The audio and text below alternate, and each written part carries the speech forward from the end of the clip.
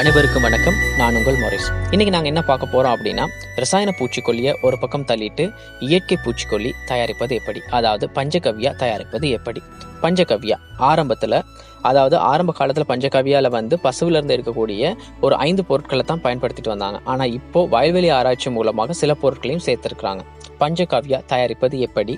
தேவையான பொருட்கள்: பச்சை பசுஞ்சாணம் 5 கிலோகிராம், பசுமாட்டு சிறுநீர் 3 லிட்டர், காய்ச்சி ஆற வைத்த பசும்பால் 2 லிட்டர், பசுமாட்டு தயிர் 2 லிட்டர், பசு நெய் 500 கிராம், நாட்டு சர்க்கரை 1 கிலோ, இளநீர் 3 லிட்டர், கனிந்த வாழைப்பழம் 12, தென்னங்கள் 2 லிட்டர். சிலருக்கு தென்னங்கால் கிடைக்கல அப்படின்னா நீங்க என்ன பண்ணலாம் அப்படின்னா, இளநீரை ஒரு 2 லிட்டர் எடுத்து ஒரு காத்து போகாத மாதிரி ஒரு போத்தல்ல போட்டு நீங்க வச்சா நொய்ந்து அது கல்லா மாறி இருக்கும். எனவே இதை நீங்க செய்யலாம். இதுக்கப்புறம் பஞ்சகவ்யா எப்படி செய்ய போறோம்? முதல் நாள் 5 கிலோ பசுமாட்டு சாணத்தை எடுத்து நீங்க அந்த 500 கிராம் நெய் இருக்கு இல்லைங்களா, அதோட கலந்து அதை ஒரு உருண்டையா பிடிச்சு நீங்க ஒரு 30 to 50 லிட்டர் பீப்பாய்க்குள்ள போட்டு வைத்துருங்க. இது ஒரு 3 நாளைக்கு.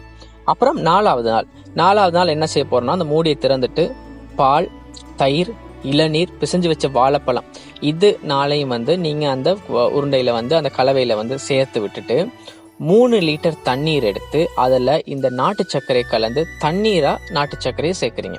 நேரடியாக நாட்டு சர்க்கரை சேர்க்கக்கூடாது. இது ஒரு குறிப்பு.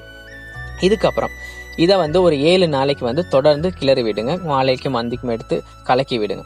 அதுக்கப்புறம் 11வது நாள் நாங்கள் என்ன பண்ண போறோம் அப்படின்னா, கல் இருக்கு இல்லைங்களா, அந்த கல்லை இந்த கலவையில சேர்த்துட்டு நீங்க இதை காலையிலையும் மாலையிலையும் ஒரு 7 நாளைக்கு தொடர்ந்து நீங்க பண்ணுங்க. 19வது நாள் பஞ்சகவ்யா தயார். எவ்வளவு ஈஸியா இருந்துச்சு பாத்தீங்களா?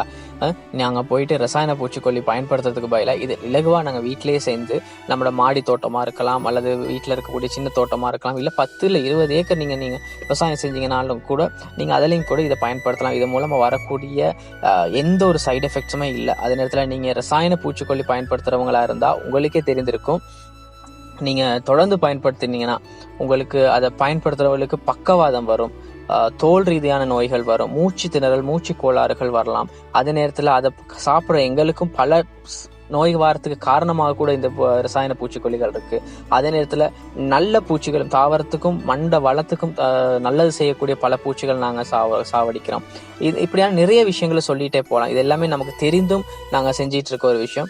எனவே இப்படி பஞ்சகவ்யா நீங்க பயன்படுத்துறது மூலமாக எந்தவித சைடு எஃபெக்ட்ஸும் இல்லாம தரமான ஒரு பூச்சிக்கொல்லியா இருக்கும் என்பதையும் எந்த மாற்று கருத்தும் இல்லை. இதை பயன்படுத்துறவங்களுக்கு கண்டிப்பா தெரிந்திருக்கும் இதோட எஃபெக்ட் எப்படி அப்படின்றது. எனவே உங்களுக்கு நீங்க 100 ஏக்கர் செஞ்சீங்கன்னா ஒரு சின்ன ஒரு பகுதியில் இந்த பஞ்சகவ்யா பயன்படுத்தி பாருங்க, உங்களுக்கு தெரியும். எனவே இயற்கை விவசாயத்துக்கு நாங்க என்கரேஜ் பண்ணுவோம். இயற்கை விவசாயம் இன்னைக்கு அழிஞ்சிட்டு தான் இருக்கு. எனவே அதை என்கரேஜ் பண்ணுவோம். இதே போல சிறந்த பதிவுகளோட நாங்க வாரத்துக்கும் காத்திருக்கோம். வாரம் நல்ல சிறந்த பதிவுகளை நாங்க இந்த சேனல் மூலமா தரத்துக்கு காத்திருக்கிறோம். எனவே சப்ஸ்கிரைப் பண்ணுங்க, ஷேர் பண்ணுங்க, சப்போர்ட் பண்ணுங்க. நான் உங்கள் மொரிஸ்.